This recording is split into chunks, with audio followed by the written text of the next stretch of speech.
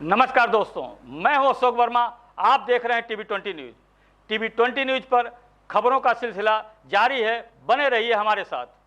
इस खबर के प्रायोजक हैं पूर्वांचल मशीनरी एजेंसीज अधिकृत विक्रेता, जहां आपको मिलेगा किर्लोस्कर व प्रकाश जनरेटर के साथ ही सेंचुरी प्लाईवुड, माइका व हार्डवेयर के सभी सामान। हमारा पता है नरौली तनिष्क शोरूम और नगर पालिका civil line, Azamgarh. Mobile number है 9415 20 77 28 यानी 9415207728। आजमगढ़ के दिव्यांगजन सशक्तिकरण विभाग के द्वारा संचालित विकास भवन के समीप स्थित बचपन डे केयर सेंटर पर पढ़ने वाले बच्चों को सीडीओ ने अपने हाथ से शुक्रवार को दिन में 1 बजे भोजन वितरित किया। सीडीओ श्री प्रकाश गुप्ता ने कहा कि उनके पिता की 6वीं पुण्यतिथि थी। इस अवसर पर उन्होंने भोजन कराया। वहां जहां भी रहे दिव्यांग बच्चों और वृद्ध आश्रम के बुजुर्गों के साथ अपना कार्यक्रम शेयर किए। साथ ही लोगों से अपील की कि इस प्रकार के बच्चे जो दिव्यांग हैं उनको समाज के साथ जोड़ने के लिए लोगों को अपने यहाँ होने वाले कार्यक्रम में इनको शामिल करना चाहिए, जिससे ये समाज से अपना जुड़ाव महसूस कर सके। वही मौके पर मौजूद दिव्यांगजन सशक्तिकरण अधिकारी ने मामले बताया कि इस बचपन डे केयर सेंटर पर 3 श्रेणी के दिव्यांग बच्चे पढ़ते हैं। इनके लिए सभी व्यवस्था विभाग की तरफ से निःशुल्क की जाती है। सुनते मामले में सीडीओ और दिव्यांगजन सशक्तिकरण अधिकारी ने क्या कुछ कहा। किस परिप्रेक्ष्य में जो दिव्यांग बच्चों को खाना खिलाया गया? ये विद्यालय हमारे दिव्यांगजन सशक्तिकरण विभाग के द्वारा संचालित किया जाता है, जिसमें 40 बच्चे आज यहाँ उपस्थित थे। मेरे पिताजी की पुण्यतिथि के अवसर पर आज हमने सभी बच्चों के भोजन के लिए आज यहाँ आयोजन किया था। और मैं ये उम्मीद करता हूँ, लोगों से भी अपील करता हूँ, चूँकि मैं पहले भी जहाँ भी रहा हूँ वहाँ पे दिव्यांगजन सशक्तिकरण विभाग के विद्यालयों में और वृद्धाश्रमों में भी मैंने भोजन कराया है और उसी श्रृंखला में आज यहाँ आजमगढ़ में भी कराया है मैंने।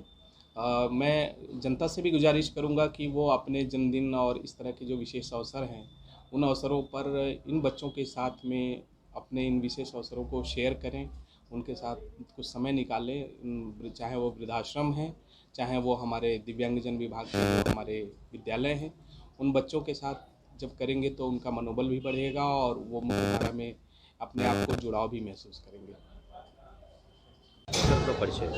मैं शशांक सिंह, जिला दिव्यांगजन सशक्तिकरण अधिकारी आजमगढ़। आज सर किस तरह का आयोजन किया गया बच्चों के साथ भोजन? ये दिव्यांगजन विभाग द्वारा संचालित बचपन डे केयर सेंटर है। यहाँ 3 वर्ष से लेकर 7 वर्ष तक के जो बच्चे हैं वो पढ़ाई करते हैं। आज माननीय मुख्य विकास अधिकारी महोदय द्वारा अपने पिताजी की पुण्यतिथि के अवसर पर बच्चों को विशेष भोजन कराया गया है। उसी के अवसर पर आज जो है बच्चों में विशेष भोजन जो है कराया गया था। तो बच्चों के लिए और क्या जागरूकता दी जाती है, जैसे यहाँ दिव्यांग बच्चे रहते हैं? जैसे मुख्यतः हमारा जो विद्यालय है वो 3 श्रेणियों में चलता है। एक जो दृष्टिबाधित हैं, जो विजुअल इम्पेयर्ड हैं, जैसे जो देख नहीं सकते हैं, जो श्रवण बाधित है, जो सुन नहीं सकते हैं, और जो मानसिक रूप से दिव्यांग बच्चे हैं। तो ये 3 कैटेगरीज़ में हमारे विद्यालय वर्तमान में संचालन है। मुख्यतः ये है क्योंकि दिव्यांग बच्चों को पढ़ाई लिखाई और मेन मुख्य धारा से जोड़ने के लिए बच्चों में शिक्षण होना अत्यंत आवश्यक है। तो यहाँ से बच्चे जो है पढ़ के वो बेसिक स्कूल के प्रथम कक्षा में उनका एडमिशन कराया जाता है। तो इन बच्चों को क्लासरूम्स में फर्स्ट क्लास में कैसे जाएं, कैसे पढ़ाई की ओर रुचि और आए, उसके लिए मुख्यतः ये स्कूल चलाए जा रहे हैं। जो आपने प्ले स्कूल का कॉन्सेप्ट सुना होगा अन्य साधारण बच्चों के लिए, उसी के तर्ज पे ये राज्य सरकार द्वारा संचालित बहुत अच्छी योजना है, जिसमें 3 वर्ष से 7 वर्ष के बच्चों को जो है हम प्रथम कक्षा में जाने के लिए तैयार करते हैं। अभी सर आपके विद्यालय में कितने बच्चों के स्ट्रेंथ है? वर्तमान में 60 बच्चों की सैंक्शन स्ट्रेंथ के सापेक्ष 66 बच्चे पंजीकृत हैं हमारे यहाँ पे, जिसमें आज वर्तमान में 40 बच्चे आए थे जिन्हें भोजन कराया गया, क्योंकि आज ज्योतिया का व्रत था, इसलिए कुछ बच्चों की अनुपस्थिति आज रही। ठीक है। आज़ादी के अमृत महोत्सव के अंतर्गत मेरी माटी मेरा देश अमृत कलश यात्रा कार्यक्रम के तहत ब्लॉक स्तर पर आज ब्लॉक पलहना, फूलपुर, सठियाव, तैबरपुर एवं अन्य ब्लॉकों की ग्राम पंचायतों में निर्धारित क्लस्टर के अनुसार अमृत कलश यात्रा निकाली गई।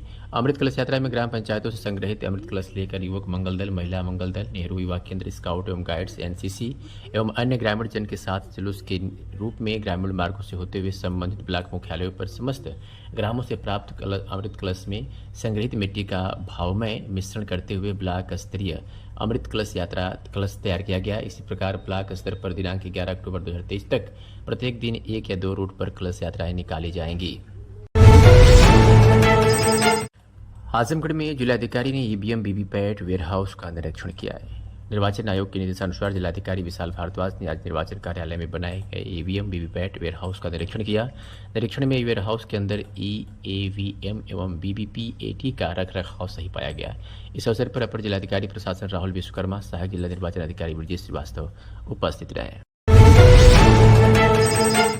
जीटी ग्लोबल स्कूल में टाइटन आई+ की तरफ से आई टेस्टिंग का आखिरी दिन का कैंप था और एक कला प्रतियोगिता जिसमें कक्षा 3 से लेकर कक्षा 8 तक के बच्चे कला प्रतियोगिता में भाग लिया तथा अपने हुनर और कौशल को टाइटन आई+ के द्वारा दिया गया। कल कापी और कलर पेंसिल द्वारा बच्चों ने अपने कौशल को दिखाया। 3 अक्टूबर से लेकर 6 अक्टूबर तक का यह कैंप लगा रहा। आंखों की जांच करने के लिए उनकी सहयोगी टीम जिसमें ऑप्टोमेट्रिस्ट सुधांशु शुक्ला, ऑप्टोमेट्रिस्ट नयन कमल तथा कंपनी के एवीएम सनी श्रीवास्तव और आरओ पंकज पालीवाल और टाइटन कंपनी के एसोसिएट विपिन सिंह तथा जीटी ग्लोबल के स्कूल प्रशासन प्रबंधक और प्रिंसिपल का सहयोग रहा। टाइटन आई+ की तरफ से ढेर सारी शुभकामनाएं स्कूल के मैनेजिंग डायरेक्टर मानवीय गौरव सर को दिया जाता है। उनके सहयोग से कार्य संभव हुआ। और एक खबर आजमगढ़ की निजामाबाद से है, जहां दोहरे हत्याकांड के अभियोग में वांछित 50,000 रुपये का इनामी अभियुक्त आज गिरफ्तार किया गया है। 26 जून 2023 को वादी राम लखन सोनकर उर्फ छांगुर पुत्र विश्वनाथ सोनकर निवासी कटगढ़ सदर थाना सिधारी आजमगढ़ द्वारा थाने पर आकर लिखित दे दिया गया कि 25-26 जून की रात्रि में वादी के पिता विश्वनाथ सोनकर पुत्र सुबक्का तथा माता शनिचरी देवी जो अपने घर के बाहर करकट में सो रहे थे को अज्ञात हमलावरों द्वारा धारदार हथियार दोनों की हत्या कर दिया गया और पैर तथा हाथ बांधकर काटकर हाथ में पहने हुए सोने की लुरकी, गले की गुल्ली व कानों के कनफूल, हाथों के कुजहा, चांदी का डीक, सिकड़, मंगलसूत्र, पैर का पायल, लथिया आदि सामान लेकर चला जाया गया, जिसके संबंध में थाना स्थानीय पर मुकदमा पंजीकृत किया गया था। इस मामले में अभियुक्त नसीम उर्फ लंबू पुत्र दिलसेर निवासी कोटला थाना रानी के सराजन पर आजमगढ़ गिरफ्तारी की गई तथा अभियुक्त जुबैर उर्फ वकील पुत्र इफ्तिकार निवासी बमोर थाना मुबारकपुर चालागंज पुलिस द्वारा 7 सितंबर को पुलिस में गिरफ्तार किया जा चुका है। आजमगढ़ के सकड़ी तहसील क्षेत्र के पंडित नगीना कॉलेज ऑफ फार्मेसी जोगहरा लाठघाट में शुक्रवार को 7 कंपनियों द्वारा कैंपस सिलेक्शन किया गया, जिसमें मैक्लाइट्स, डॉक्टर मोरपेन, ल्यूपिन और गैलेट आदि शामिल रहे। चयन टीम में अक्षय सिंह, दीक्षा, अच्युत श्रीवास्तव और दीनदयाल मिश्रा शामिल रहे। विद्यालय के कुल 120 फार्मेसी के छात्र भाग लिए, जिसमें 30 बच्चों का कैंपस सिलेक्शन किया गया। इस अवसर पर विद्यालय प्रबंधक मनीष कुमार मिश्रा, कार्तिक तिवारी, अविनाश विश्वकर्मा, प्राचार्य अश्विनी कुमार सिंह, आयुषी राय, तेज प्रताप, आदित्य राय आदि लोग उपस्थित रहे। विद्यालय प्रबंधक मनीष कुमार मिश्रा ने बताया कि जिले का यह पहला फार्मेसी कॉलेज है जहां कैंपस सिलेक्शन किया गया है। कैंपस सिलेक्शन में काफ़ी बढ़ चढ़कर लोगों ने भाग लिया। चयन टीम द्वारा 30 बच्चों का सिलेक्शन किया गया। सिलेक्शन प्रकार बच्चे काफ़ी खुश नजर आए। विद्यालय प्राचार्य अश्विनी सिंह ने बताया कि जनपद का पहला विद्यालय है जहां फार्मेसी कैंपस सिलेक्शन किया गया है। मेरा नाम अश्विनी सिंह है, मैं पंडित नगीना कॉलेज ऑफ फार्मेसी का प्राचार्य हूँ और आज हमारे यहाँ पूरे आजमगढ़ जिले का, आजमगढ़ ही क्या कहना है, मऊ, गाजीपुर, बलिया, इनका पहला कैंपस सिलेक्शन हमने आयोजन किया था। इस कैंपस को आयोजन करने का हमारा यह पर्पज़ था कि आज तक कभी फार्मेसी में जो है वो कैंपस सिलेक्शन यहाँ के बच्चों को मिला नहीं, जिसकी वजह से यहाँ बच्चों के अंदर फार्मेसी नहीं करने की कहीं भावना मन में जाग गई। क्योंकि फार्मेसी का काम है कि डॉक्टर्स तभी मरीज को ठीक कर सकते हैं जब फार्मासिस्ट दवा बना के देगा। तो एक मरीज के लिए फार्मासिस्ट का एक अमूल्य योगदान है। मैं कितनी कंपनियाँ आई थी? 7 कंपनियाँ यहाँ आई थी, जिसमें से मैक्लाइट्स, डॉक्टर मोरपेन, गैलेंट की कंपनी है, आपकी ल्यूपिन है और 2-4 कंपनियाँ इन्होंने हिस्सा लिया था, जिसमें से 30 बच्चों का इन्होंने सिलेक्शन किया। हमारे कितने बच्चे भागीदार थे? 100 से 120 की संख्या में बच्चों ने भाग लिया है, जिसमें से 30 बच्चों का इन्होंने सिलेक्शन किया है, जो कि आजमगढ़ के लिए काफ़ी गर्व की बात है कि कम से कम 30 बच्चों को यहाँ से हमारी वजह से रोज़गार मिला। और इसमें सिर्फ हमारे ही कॉलेज के नहीं, आजमगढ़ के सभी कॉलेज आमंत्रित थे, जिसमें से कई कॉलेजों के बच्चों ने बढ़ चढ़कर हिस्सा लिया है। सैलरी का क्या बेस रहेगा बच्चों पे? सैलरी का सर इन लोगों का जो पैकेज डिसाइडेड है वो इंटरव्यू बेसिस था, कुछ रिटर्न बेसिस था, जिसमें से 2 लाख पर एनम से लेकर के 5 लाख पर एनम तक रखा गया है, जिसमें से 2 लाख से 5 लाख के बीच में बच्चे चुने गए हैं, जो कि स्टार्टिंग के लिए काफ़ी एक अच्छी सैलरी पैकेज है। Thank you. बता दें कि शुक्रवार की शाम स्थानीय नगर पंचायत और ग्रामीण इलाकों में माताओं बहनों ने निर्जल व्रत रखकर अपने पुत्र के दीर्घायु और मंगल की कामना के साथ पूजा अर्चना किया। नगर पंचायत तथा ग्रामीण इलाकों में जगह जगह व्रती महिलाओं द्वारा गोट बनाए गए, जहां पर शाम को माताएं इकट्ठा होकर पुत्रोपासना के पर्व पर पूजा अर्चना किया। नगर पंचायत के पूर्व पोखरा व पश्चिम पोखरा पर शाम 4 बजे से कस्बे के अलावा ग्रामीण इलाकों की माताओं का आना शुरू हुआ। व्रती महिलाओं द्वारा बनाए गए गोट के पास बैठकर धूप दीप के साथ ईश्वर की पूजा अर्चना शुरू कर दिया गया, जो देर शाम तक चला। व्रती माताएं एवं अपने पुत्र पुत्रों के लंबे जीवन के साथ उनके मंगल और यशस्वी जीवन के लिए गीत संगीत के साथ भगवान से प्रार्थना किया। इसी तरह क्षेत्र के गोरहरपुर, गणपतपुर, हैदरपुर, भोराजपुर, पुरवा, परमेश्वरपुर, मनवरपुर, चितौनी, सिकंदरपुर, भरसानी, तोजापुर, लोहरा आदि गाँव में जीवित पुत्रिका का व्रत निर्जल रखा और पूजा अर्चना किया गया। जीवित पुत्रिका व्रत को लेकर बाजार में पूरे दिन भीड़ रही और लोगों ने अपनी जरूरतों को पूरा किया। सबसे अधिक भीड़ फल की दुकानों पर रही। सबसे पहले अपना परिचय बताएं आप। जी, आज यहाँ ज्योतिया व्रत है और ये कैसे कैसे पूजा करते हैं और क्या क्या चढ़ाया जाता है, इसके बारे में बताइए। हाँ, ये हमारी बहुत पुरानी परंपरा है। इसमें माताएं अपने बच्चों को चिरंजीव रहने के लिए, उनकी एक कामना करती हैं और उसमें चढ़ाने के लिए सभी एकत्रित होती हैं। माता लोग एकत्रित होती हैं, यहाँ पे भारी संख्या में आती हैं, वहाँ दीपक जलाती हैं, फल रहता है और दूध प्याज से पूजन होती है, दीपक जलाते हैं। और फल क्या क्या चढ़ाया जाता है? फल में सेब चढ़ाती हैं, केला चढ़ाती हैं, नारियल और अनानास इत्यादि सभी फल चढ़ाती हैं, लड्डू चढ़ाती हैं, घी से दीपक जलाती हैं, ये सब करती हैं। और उनके अपने बच्चों के लिए बहुत पुरानी परंपरा है। ये लगभग कितने सालों से चला आ रहा है और ये लोग बताते पूरे भारत में मनाया जाता है? ये पर्व पूरे भारत में मनाया जाता है, पुरातन काल से पर्व मनाया जाता है और आज भी उसी के अनुसार आज भी माता लोग इस पूजा को बड़े श्रद्धा से करती हैं। सबसे पहले अपना परिचय बताएं आप।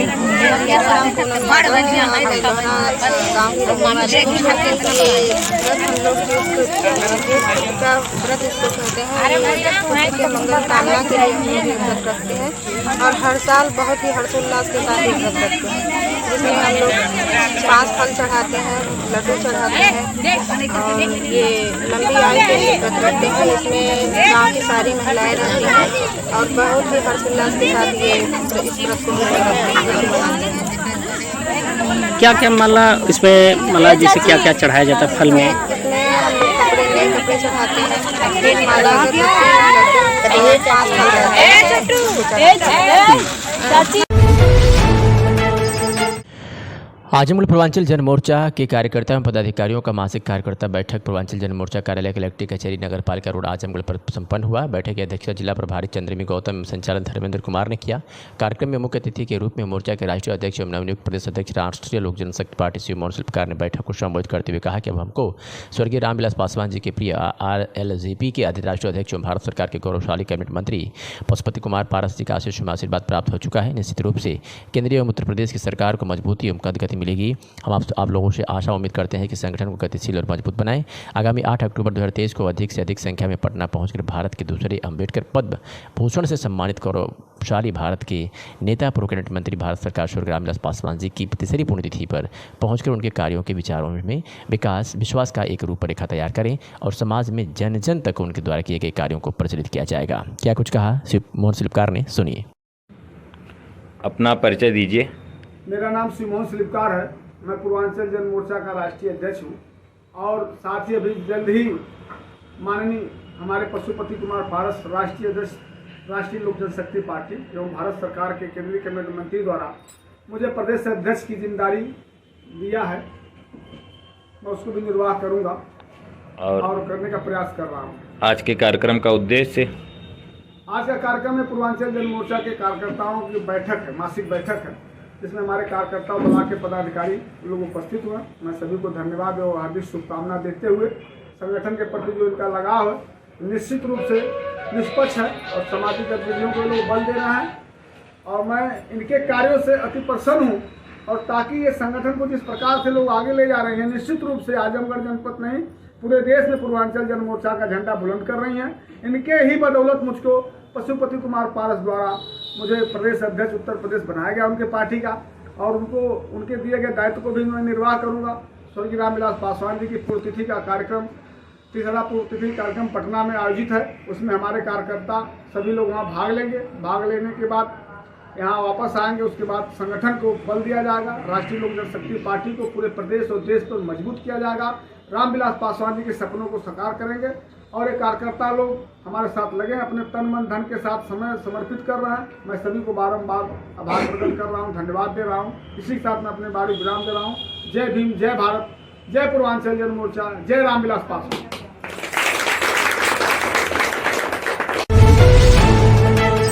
और आज पूरे देश में धूमधाम से जीवित पुत्रिका व्रत बड़ी धूमधाम से मनाया जा रहा है, जिसको लेकर के आजमगढ़ में भी महिलाएं अपने पुत्र की लंबी उम्र के लिए गौरीशंकर घाट पर जाकर भगवान से कामना की। आजमगढ़ की महिलाएं गौरीशंकर घाट पर जाकर भगवान से अपने पुत्र के लिए लंबी उम्र की कामना की है। आज जीवित पुत्रिका व्रत के त्यौहार पर नगर की महिलाएं अपने बच्चों के लिए और पूजा पाठ करके लंबी आयु के लिए प्रार्थना की। महिलाएं गौरीशंकर घाट पर जाकर भगवान से अपने पुत्र के लिए लंबी उम्र की कामना की और भगवान को प्रसाद भी अर्पित किया। आज ज्योतिया त्यौहार है, किस लिए व्रत रखा जाता है, क्या उद्देश्य रहता है? ज्योतिया का त्यौहार बेटे के लिए है। मतलब ये निराजल व्रत रहा जाता है। ये जब पांडव और कौरव में लड़ाई हुआ था, उस टाइम जब सब पांडव के बच्चे मर गए थे, तो उन्हीं बच्चों के लिए ये व्रत रखा गया था। उसके बाद अमृत आया तो उसको डाला गया, तो जो मर चुके थे वो भी जीवित हो गए। और जो औरतें भी ये व्रत करती हैं श्रद्धा से, निराजल व्रत रहा जाता है, उनके बच्चे भी जीवित हो जाते हैं। कितना कठिनाई रहता है इस व्रत में? बहुत कठिन व्रत है। मतलब दिन भर कुछ नहीं खाना, रात भर नहीं कुछ खाना, फिर दूसरे दिन जाके जितना लोग कहते हैं जितना हम खर्च करेंगे उतना आयु बढ़ेगा बच्चे का, इसीलिए वो व्रत किया जाता है। सगड़ी तहसील क्षेत्र के जैनपुर स्थित आजमगढ़ रोड प्रियांशु हॉस्पिटल के बगल में यादगार हवेली रेस्टोरेंट का शुभारंभ 9 अक्टूबर को होने जा रहा है, जिसमें भोजन की उत्तम व्यवस्था रहेगी। रेस्टोरेंट के प्रोप्राइटर फैजान ने बताया कि हमारा प्रयास रहेगा कि ग्राहकों को उत्तम व्यवस्था के साथ गुणवत्तापूर्ण भोजन की व्यवस्था की जाए, जो कि उचित रेट पर उपलब्ध होगा। जैनपुर सहित आसपास के लोगों को इसका लाभ मिलेगा। साथ ही दूर दराज से आए ग्राहकों को विशेष सुविधा उपलब्ध कराई जाएगी। खाने पीने के सामानों में स्वादिष्ट भोजन की व्यवस्था होगी। उन्होंने आम जनता से आग्रह किया है कि एक बार सेवा का अवसर जरूर दें। क्या नाम है आपका? मेरा नाम मोहम्मद फैज़ान है। अच्छा, किस तरह का ये ढाबा खुला है? ये देखिए, जीएनपुर से लगा आजमगढ़ में लमसम एक जायका है, एक नया खुला हुआ, और उसी के जरिए से ये भी है, ठीक है। और ये ऐसा रहेगा। क्या नाम है इसका? इसका यादगार हवेली नाम है। अच्छा, कब उद्घाटन है इसका? ये 9 या 10 के बीच में ओपनिंग होगी। ग्राहकों को क्या संदेश रहेगा? सब ग्राहकों को यही है कि क्या नाम है कि यहाँ की हर एक चीज़ फैसिलिटी का आनंद है। टेस्ट के मामले में सबसे बेस्ट है। आजकल आदमी कहीं भी जाता तो टेस्ट देखता है। यादगार पुराना ब्रांड है, सबको पता है। जीएनपुर में जो भी यादगार पे आया होगा उसको पता होगा कि यादगार क्या चीज़ है। ये ढाबा कहाँ खुला, किसके बगल में खुला है? ये हॉस्पिटल है, उसके जस्ट बाजू में खुला है, आजमगढ़ रोड पे।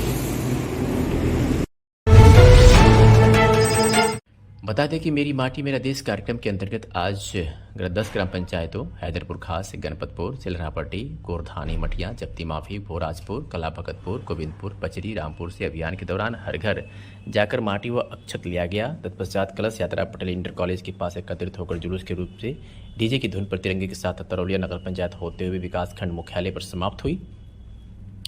खंड विकास अधिकारी सुतांग सिंह ने कहा कि मेरी माटी मेरा देश आज़ादी का अमृत महोत्सव के तहत भारत की आज़ादी के 75 साल पूरे होने का उत्सव मनाया जा रहा है।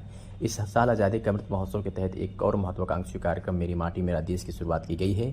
अमृत कलश यात्रा अपने यात्रा के साथ देश के विभिन्न हिस्सों से पौधे भी लेकर दिल्ली जाएगी। कलशों में आने वाली मिट्टी और पौधों को मिलाकर राष्ट्रीय शुद्ध स्मारक के पास अमृत वाटिका बनाई जाएगी। वीरों को श्रद्धांजलि के रूप में शिला पलखम स्थापित किया जाएगा। मिट्टी का नमन और वीरों का वंदन इस अभियान का मुख्य प्रकट है। ग्राम पंचायत अधिकारी अरुण ने बताया कि आज लगभग 10 ग्राम पंचायत से मेरी माटी मेरा देश कार्यक्रम के अंतर्गत अमृत कलश यात्रा निकाली गई है, जो नगर तरौलिया पंचायत होते हुए जुलूस के रूप में गाजी बाजे के साथ विकास खंड कार्यालय पर पहुंचेगी। आइए सुनते हैं कि ग्राम विकास अधिकारी अरुण कुमार और ग्राम प्रधान अजीत कुमार ने क्या कुछ कहा। आज ये आपकी कलश यात्रा निकली जा रही है, ये कहाँ से स्टार्ट होगी, कहाँ तक निकलेगी और ये किस लिए निकाली जा रही है, इसके बारे में? आज ये जो कलश यात्रा है वो मेरा माटी मेरा देश का जो तहत ये कलश यात्रा निकाली जा रही है। ये कलश यात्रा जो है ये पटेल स्कूल से लेके और तरौलिया बाजार होते हुए विकासखंड मुख्यालय पे जाएगी और वहाँ रिसीव कर। ये कलश यात्रा हैदरपुर खास, भोराजपुर कला, गणपतपुर, गोरथानी, मटिया, जप्ती माफी, सेलरापट्टी, भगतपुर, भीखपुर, गोविंदपुर और पचरी ग्राम पंचायतों की कलश यात्रा एक साथ यहाँ से एकत्रित होकर विकासखंड मुख्यालय पे जाएगी। जैसा कि जानकारी है कि सारी कलश यात्रा इकट्ठा होकर फिर जिले में जाएगी, इसके बारे में क्या थोड़ी जानकारी? सारी कलश यात्राएं जितने भी विकासखंड की ग्राम पंचायतें, सारी ग्राम पंचायतें एक एक दिन अपनी अपनी कलश यात्रा निकाल के विकासखंड मुख्यालय पे जाएंगे और वहाँ से एक दिन सारी कलश को मिला के एकत्रित करके 2 कलश बनाकर वहाँ से विकासखंड मुख्यालय से फिर जिला मुख्यालय पे ले जाया जाएगा। क्या है कलश में? कुछ अच्छा चावल क्या क्या मिलाया जाता है? क्या है गाँव में? इस कलश में हर घर से एक मुट्ठी अच्छत, एक मुट्ठी मिट्टी ली गई है जो यहाँ से एकत्रित करके ले जाई जाएगी। जी प्रधान जी, जो कलश यात्रा निकल रही है, आपके गांव से भी कलश यात्रा यहाँ पे आई हुई है जी। और ये क्या कलश यात्रा में कैसे इकट्ठा किए आप लोग और क्या अक्षत है, क्या मिट्टी है, इसके बारे में थोड़ा विस्तार रूप से बताइए। अरे जो कलश यात्रा निकली हमारे यहाँ से लगभग 10-12 गांव से आज निकली है। सभी लोग प्रधान, सभी सचिव लोग मिल के इस मिट्टी को लेके, मिट्टी और चावल इसको ले जाके ब्लॉक पे जमा करेंगे। यही है सरकार की नीति, उसी के हिसाब चला जा रहा है।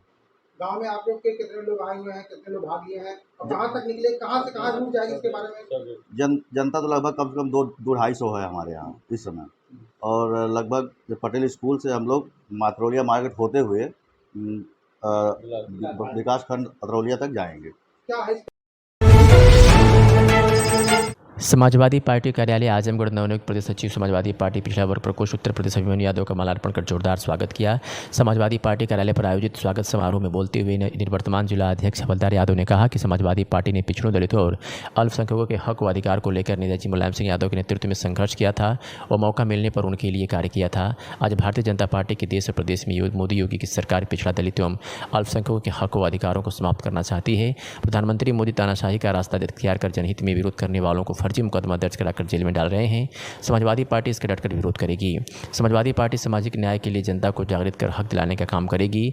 नवनियुक्त प्रदेश सचिव अभिमन्यु यादव ने कहा कि माननीय अखिलेश यादव राष्ट्रीय अध्यक्ष ने जो जिम्मेदारी दिया है, हम लोग पूरी तरह से, पूरी निष्ठा से पिछड़ों को संगठित कर पार्टी को मजबूत करेंगे। स्वागत समारोह की अध्यक्षता पिछड़ा वर्ग प्रकोष्ठ के जिला अध्यक्ष गुलाब राजभर ने किया। कार्यक्रम में राजनारायण यादव, विवेक सिंह, दुर्गेश यादव, शशि कुमार, कृष्ण पाल, अशोक आत्म मौजूद थे। हवलदार यादव निवर्तमान जिलाध्यक्ष और अभिमन्यु यादव नवनियुक्त प्रदेश सचिव ने क्या कुछ कहा? सर आज जो कार्यक्रम हो रहा है, क्या कार्यक्रम है, क्या उद्देश्य? आज राष्ट्रीय अध्यक्ष माननीय अखिलेश यादव जी के निर्देश पर पिछड़ा वर्ग प्रकोष्ठ के प्रदेश अध्यक्ष श्री राजपाल कश्यप जी ने हमारे आजमगढ़ जनपद के बहुत ही होनहार साथी श्री अभिमन्यु यादव जी को पिछड़ा वर्ग संगठन के प्रदेश सचिव पर नामित किया। आज समाजवादी पार्टी की तरफ से इनका कार्यालय पर स्वागत किया गया और इनसे अपेक्षा है कि पिछड़ा वर्ग संगठन को मजबूत बनाकर जो आज सामाजिक न्याय की लड़ाई है, जिसके हमारे नेता माननीय मुलायम सिंह यादव जी, लालू प्रसाद यादव जी, आज जो माननीय अखिलेश यादव जी, नीतीश कुमार जी आज इस लड़ाई को लेकर के आगे बढ़ रहे हैं, उस लड़ाई को हम लोग मजबूत बनावें और आने वाले दिनों में पिछड़े वर्ग, दलित, पीड़ित, अल्पसंख्यक वर्ग को उनका हक और अधिकार दिलाने का काम करें। जिस तरह से आजमगढ़ आप आए हैं बनने के बाद, क्या कहना चाहेंगे लोगों को? मैं अभिमन्यु यादव पिछड़ा प्रकोष्ठ का प्रदेश सचिव बनाया गया हूँ माननीय राष्ट्रीय अध्यक्ष जी के निर्देश पर। हम लोग जो है पिछड़ा दलित को जोड़ने का काम करेंगे। घर घर जाके हम लोग मीटिंग करेंगे और समाजवादी पार्टी को मजबूत करेंगे।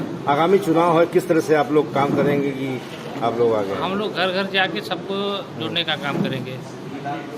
जिस तरह से भाजपा के लोग आगे आ गए हैं, जिस तरह किस तरह लड़ाई लड़ेंगे और आप लोग करेंगे? जनता के बीच में क्या संदेश देना चाहेंगे?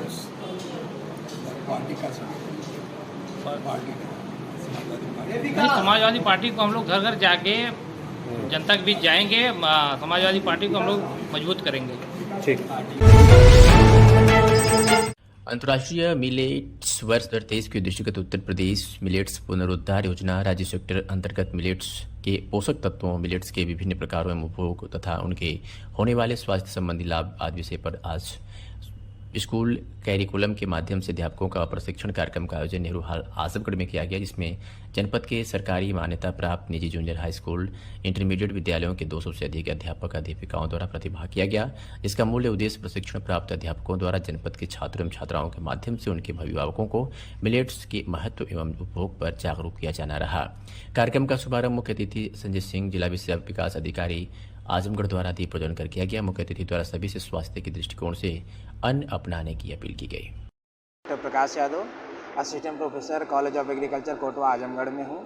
किस तरह की गोष्ठी का आयोजन किया गया है? क्या ये एक गोष्ठी नहीं, एक वर्कशॉप टाइप कर सकते हैं कि जो हमारे जनपद आजमगढ़ के शिक्षक हैं उनको यहाँ पे बुला करके, जैसा कि हमारी भारत सरकार और राज्य सरकार अंतर्राष्ट्रीय मिलेट वर्ष मना रही है और मोटे अनाज को बढ़ावा देने के लिए तरह तरह के कार्यक्रम आयोजित किए जा रहे हैं, उसी के तहत एक ये वर्कशॉप है कि ये शिक्षक लोगों को इस मोटे अनाज के बारे में जानकारी दी जाए, इनको बताया जाए, ताकि अपने विद्यालय में पहुंचकर जो बच्चे वहां आ रहे हैं उनको भी इससे लाभान्वित करें, इसके बारे में बताएं, ताकि बच्चे आज की, जैसा कि आज से अगर 50 साल पहले जाएं तो उस समय मोटे अनाज की खेती हमारे यहाँ होती थी, लेकिन हरित क्रांति के बाद हम लोग के खाद्यान्न में चावल और गेहूं की तरफ ज़्यादा आकर्षित हो गए। धीरे धीरे हम मोटे अनाज को दूर छोड़ते गए, तो आज की युवा पीढ़ी इस मोटे अनाज को पूरी तरीके भूल चुकी है और आज का समय ऐसा आ गया है कि ये मोटे अनाज हमारे लिए सबसे ज़्यादा ज़रूरी हो गए, चाहे पोषक तत्व के लिए, प्रोटीन के लिए, मैग्नीशियम के लिए, जो भी न्यूट्रिएंट है हमारे शरीर में, क्योंकि मेन इस चीज़ का मेन हमारा खाने की थाली, जो हमारा भोज्य खाद्य है, उससे प्रभावित हो रहा है। हम जंक फूड खा रहे हैं, धीरे धीरे हम प्रोटीनस खाना छोड़ते जा रहे हैं, जिससे हमारी हेल्थ, हमारी डाइट में फ़र्क आ रहा है और विभिन्न तरह की बीमारियां हमें ग्रसित कर रही हैं। दूसरी चीज़ ये है कि जलवायु परिवर्तन, जो कि जलवायु परिवर्तन हो रहा है, हम ज़्यादातर वो फसलें उगा रहे हैं जो ज़्यादा पानी, अधिक खाद की फसलें ले रहे हैं, इससे धीरे धीरे हमारी मृदा भी दूषित होती जा रही है, क्योंकि खाद्य के रूप में हम यूरिया, DAP के ज़्यादा यूज करके हम धीरे धीरे मिट्टी को जहरीली बनाते जा रहे हैं। तो इस समय आया कि हम इन मिलेट्स, क्योंकि मिलेट्स जो होता है वो कम पानी और कम खाद से भी उगाया जा सकता है, जो मिट्टी जो उपजाऊ नहीं होती, ख़राब मिट्टी में भी इसका प्रोडक्शन किया जा सकता है, तो हम कह सकते हैं कि इसको कहीं भी उगा सकते हैं। दूसरी चीज़, जैसे कि माननीय प्रधानमंत्री जी का एक सपना है कि भारत के हर किसान की आमदनी दुगनी हो सके, इससे हम आमदनी भी बढ़ा सकते हैं, क्योंकि लागत हमारी क्या होती है, आमदनी बढ़ाने के लिए हमें अपनी लागत को कम करना पड़ेगा। जब हम इसको हर तरीके, किसी भी प्रकार की मिट्टी में कम पानी, कम फर्टिलाइज़र में उगा लेंगे तो लागत ऑटोमेटिक कम हो जाएगी और इसका प्रोडक्शन जब होता है, मार्केट में जाता है, इसकी मार्केट वैल्यू ज़्यादा होती है और इससे हमें ज़्यादा से ज़्यादा फ़ायदा मिलता है। तो ये वर्कशॉप का मेन उद्देश्य यही है कि इन शिक्षकों को बुला करके इसके महत्व के बारे में, मिलेट्स कितने प्रकार के होते हैं, इनका क्या होता है, इनको उपयोग कैसे किया जा सकता है, इनको कैसे बनाया जा सकता है, इन सब चीज़ के बारे में बताकर इन शिक्षकों को बताया जाए और ये अपने स्तर से अपने कॉलेजों के बच्चों को इसके बारे में जागरूक करें, ताकि वो बच्चे जो देश का भविष्य हैं, ये जा करके फिर अपने मिलेट्स के बारे में जानें, जिसको हमारी युवा पीढ़ी भूल चुकी है, उसके बारे में जानकर इनकी उपयोगिता को सिद्ध करें। आजमगढ़ के अजेंद्र राय 19वें एशियाई खेल चीन में बतौर तकनीकी अधिकारी के रूप में आज महिला एकल के सेमीफाइनल मैच में, यह मैच 2023 की वर्ल्ड चैंपियन कोरिया की अनसे आंग और चीन की बिंज आओ के बीच खेला गया, जिसमें कोरिया खिलाड़ी ने एक तरफा मुकाबले में 21-10, 21-13 से विजय प्राप्त कर फाइनल में प्रवेश किया। यह आजमगढ़ ही नहीं बल्कि देश के लिए गर्व की बात है कि उनका कोई प्रतिनिधि एशिया के सर्वश्रेष्ठ खेल आयोजन में सफलतापूर्वक अपने दायित्व का निर्वहन कर रहा है। श्री राय इसका पूरा श्रेय बेसिक शिक्षा विभाग को देते हैं, जिनको सहयोग के बिना इस आयोजनों में प्रतिभाग संभव नहीं हो सकता।